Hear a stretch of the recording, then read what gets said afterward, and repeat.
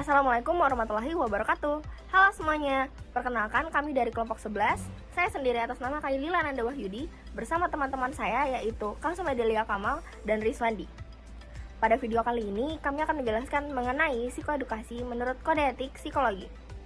Adapun pokok pembahasannya yaitu definisi psikoedukasi, layanan psikoedukasi, fokus psikoedukasi, jenis-jenis psikoedukasi, dan yang terakhir akan ada contoh kasus yang terkait dengan psikoedukasi.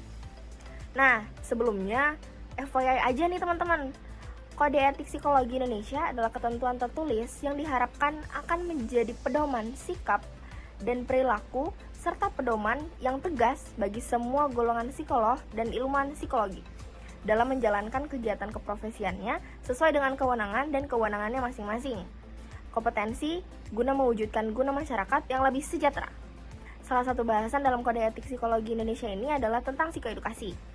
Mau tahu informasi selanjutnya? Yuk, simak video berikut ini.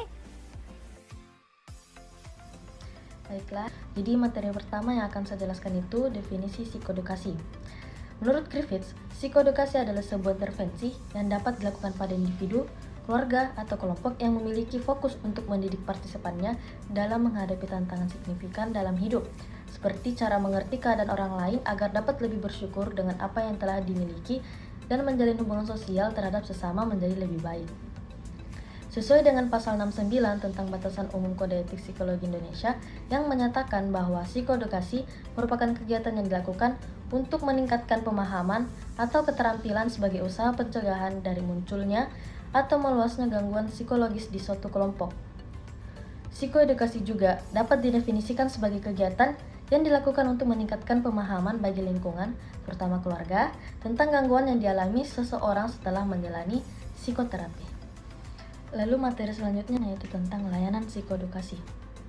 Sesuai dengan Permendiknas nomor 22 tahun 2006 menyatakan bahwa layanan psikoedukasi mulai dari jenjang sekolah dasar sampai dengan perguruan tinggi perlu mencakup paling sedikit 3 bidang, yaitu bidang perkembangan pribadi sosial, yang kedua bidang akademik, dan terakhir bidang perkembangan karir. Dan secara garis besar, layanan psikoedukasi dalam perkembangan pribadi sosial akan mencakup usaha membantu peserta didik dalam beberapa aspek. Yang pertama, menguasai dasar-dasar kesehatan mental seperti pemahaman dan penerimaan diri. Yang kedua, memahami aneka kesulitan tantangan yang muncul yang berkenan dengan timbulnya kebutuhan dan tuntunan baru sesuai dengan proses mengembangkan pemahaman dan keterampilan seperti belajar mengendalikan emosi, dan belajar mandiri. Yang ketiga, mengembangkan pemahaman keterampilan dalam menjalin relasi dengan orang lain, seperti berkomunikasi dan kemampuan dalam bekerja tim. Nah, mungkin teman-teman juga bertanya, apa saja sih fokus dari psikoedukasi itu? Nah, menurut Walsh dalam Rahmawati 2017, terdapat beberapa fokus dari psikoedukasi, yakni yang pertama, mendidik partisipan mengenai tantangan dalam hidup. Nah, hal ini bertujuan untuk meningkatkan kesadaran dan pemahaman partisipan tentang realitas hidup serta memberikan bekal pengetahuan yang diperlukan untuk menghadapi tantangan tersebut. Nah, yang kedua adalah membantu partisipan dalam mengembangkan sumber-sumber dukungan dan dukungan sosial dalam menghadapi tantangan hidup dan mengembangkan keterampilan coping. Nah, tujuan utamanya adalah untuk membantu partisipan dalam mencari dan mengembangkan jaringan dukungan sosial yang kuat seperti hubungan yang sehat dengan keluarga, teman, atau komunitas mereka, serta mengarahkan mereka pada sumber daya yang tepat seperti kelompok dukungan atau profesional yang dapat memberikan bantuan. Nah, selain itu, melalui pengembangan keterampilan coping, mereka akan belajar cara menghadapi dan menangani tantangan hidup yang lebih efektif, baik melalui strategi pribadi maupun dukungan dari orang-orang terdekat mereka. Nah, yang ketiga ada mengembangkan dukungan emosional. Nah, hal ini dapat melibatkan pengenalan dan pemahaman terhadap emosi yang mereka rasakan.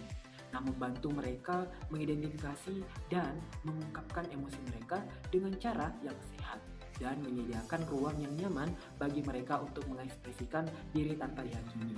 Nah, tujuannya adalah untuk memberikan dukungan emosional yang memadai dan memperkuat kesehatan mental partisipan. Nah, selanjutnya adalah mengurangi sense of stigma dari partisipan. Nah, hal ini dapat dilakukan dengan menciptakan lingkungan yang aman dan mendukung di mana partisipan merasa bebas dari diskriminasi atau penghakiman negatif terkait dengan masalah atau gangguan yang mereka hadapi. Nah, selanjutnya adalah mengubah sikap dan keyakinan partisipan terhadap gangguan atau disorder. Nah, hal ini berarti bekerja untuk mengatasi stereotip dan prasangka yang mungkin dimiliki partisipan terhadap sesuatu gangguan atau kondisi tertentu dengan melibatkan pemberian informasi yang akurat dan mengedukasi partisipan mengenai sifat, penyebab, dan penanganan gangguan tersebut. Nah, selanjutnya ada mengidentifikasi dan mengeksplorasi perasaan terhadap suatu isu.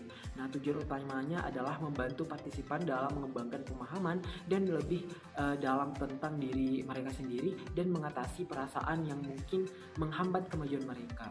Nah, selanjutnya ada mengembangkan keterampilan penyelesaian masalah. Nah, hal ini berarti membantu partisipan dalam mengasah kemampuan mereka untuk mengidentifikasi, menganalisis, dan menyelesaikan masalah yang dihadapi dalam kehidupan sehari-hari. Nah, selanjutnya ada mengembangkan keterampilan crisis intervention. Nah, hal ini berarti melatih partisipan untuk memberikan dukungan dan intervensi yang efektif dalam suatu situasi krisis atau darurat. Keterampilan ini bertujuan untuk memberikan bantuan segera dan meminimalkan dampak negatif dari suatu situasi krisis, sekaligus memberikan support yang dibutuhkan untuk pemulihan dan stabilisasi partisipan.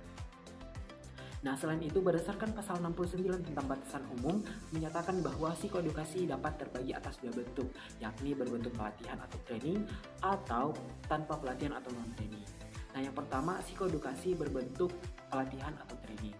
Nah, bentuk ini telah diuraikan secara rinci dalam buku Kode Etik Bab 8 tentang pendidikan dan pelatihan sesuai dengan pasal 70 tentang pelatihan dan tanpa pelatihan. Dalam bab 8 pasal 37 ayat 3 menyatakan bahwa pelatihan adalah kegiatan yang bertujuan membawa ke arah yang lebih baik yang dapat dilakukan oleh perguruan tinggi, himsi, asosiasi atau ikatan minat dan atau praktik spesialis psikologi atau lembaga lain yang kegiatannya mendapatkan pengakuan dari HIMSI. Nah, yang kedua, ada psikoedukasi berbentuk tanpa pelatihan atau non-training. Nah, berdasarkan pasal 70 tentang pelatihan dan tanpa pelatihan ayat 2, psikoedukasi yang berbentuk tanpa pelatihan atau non-training dilakukan dalam beberapa cara, yakni yang pertama ada secara langsung. Nah, psikoedukasi ini dilakukan dengan dalam bentuk ceramah dan pemberian penjelasan secara lisan. Contohnya saja seminar, webinar, dan lain-lain. Nah, yang bentuk kedua ada secara tidak langsung. Nah, psikoedukasi ini dilakukan dalam bentuk penyebarluasan leaflet, pamflet, iklan layanan masyarakat, ataupun bentuk-bentuk yang lain yang memberikan edukasi tentang suatu isu dan atau masalah yang sedang berkembang di masyarakat. Contohnya saja seperti pada video kali ini. Nah, video ini merupakan contoh konkret bentuk psikoedukasi tanpa pelatihan secara tidak langsung. Nah, psikoedukasi ini dapat dilakukan oleh psikolog dan atau ilmuwan psikologi yang memahami metode psikoedukasi maupun masalah yang ada dalam suatu komunitas dan atau masyarakat.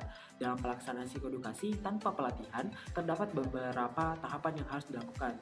Nah, yang pertama ada assessment. Nah, pada tahap ini penyelenggara mengenal kebutuhan untuk mengetahui psikoedukasi apa yang dibutuhkan. Nah, setelah assessment baru kita ke tahap selanjutnya, yakni tahap perancangan program. Pada tahap ini penyelenggara harus merancang program dengan sebaik mungkin dengan menentukan jenis psikoedukasi apa yang akan digunakan.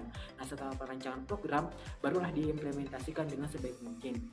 Nah, pada saat diimplementasikan, tahap selanjutnya adalah tahap monitoring dan evaluasi program agar penyelenggara dapat memantau psikoedukasi yang diberikan berjalan dengan lancar dan berhasil atau tidak.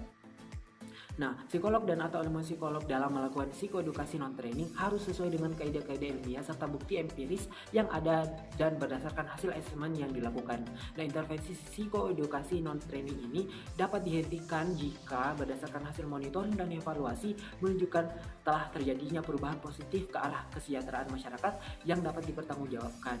Nah, jika terjadi dampak negatif sebagai akibat dari perlakuan tersebut, maka pelaksana psikoedukasi non-training berkewajiban untuk mengembalikan ke keadaan semula.